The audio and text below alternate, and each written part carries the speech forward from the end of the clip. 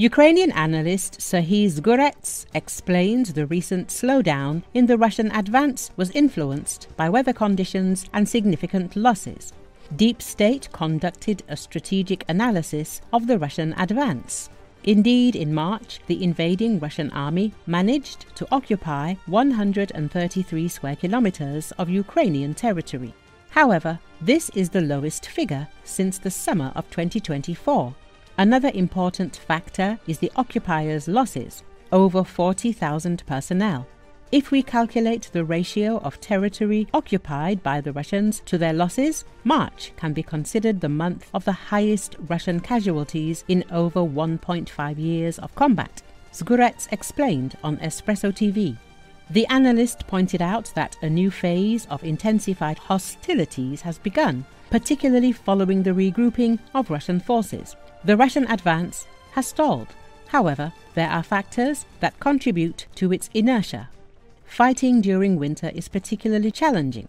Additionally, the Russian advance has slowed due to significant exhaustion across multiple fronts.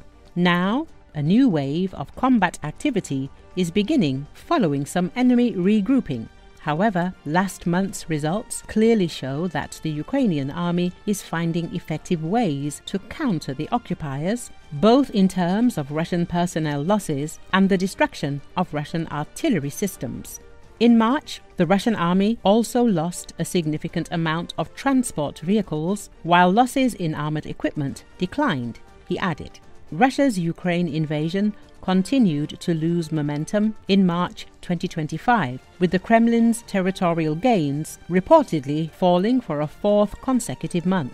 According to new data from the Institute for the Study of War, Russian forces captured 240 square kilometers of Ukrainian land throughout March, representing the smallest monthly total since the current wave of offensive operations began in the summer of 2024.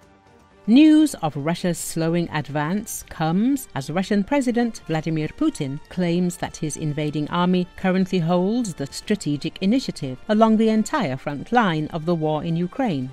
There are now reasons to believe we can finish off the Ukrainian military, he told submarine crews last week during a visit to the North Russian port city of Murmansk. While Putin predicts impending Russian victory, the evidence on the ground in Ukraine would seem to suggest otherwise. Far from being on the verge of crumbling, Ukraine's defensive lines have strengthened significantly in recent months. As a result, advancing Russian forces continue to suffer heavy losses without achieving any meaningful breakthroughs.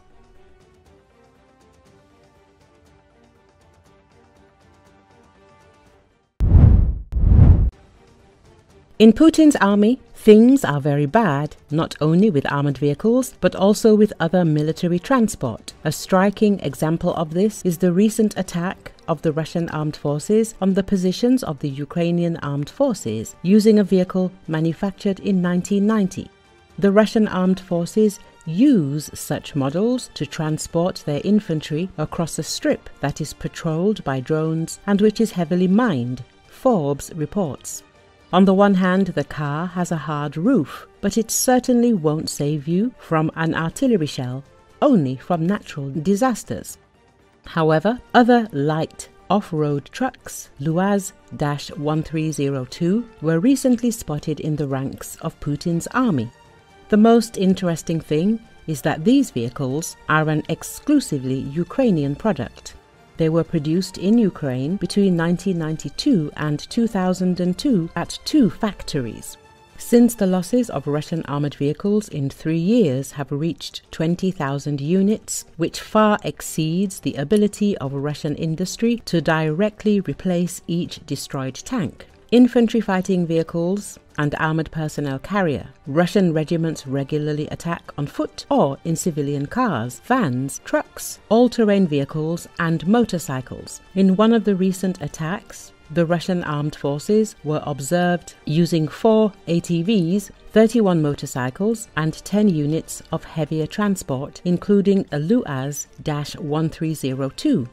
As a result, the Ukrainian drone operators quickly unraveled Putin's attack aircraft. The Luaz model, which some OSINT analysts initially mistook for a Lada, also remained on the battlefield. The LUAZ-1302 was designed by Lutsk Automobile Plant in 1992. It was a modification of the model 969M. In total, almost 2,000 models were produced and 50% of them were exported to Poland. Behind every army, there is a vast network of supply lines. Each day may require hundreds of thousands of pounds of food alone, not to mention water, ammunition, medical gear and other supplies. And then there's oil to power the tanks and trucks, which are instrumental in bringing troops as well as more supplies to the front lines. None of that is easy in Ukraine for the Russian army. Russia's military campaign has suffered several setbacks and been plagued by logistics issues.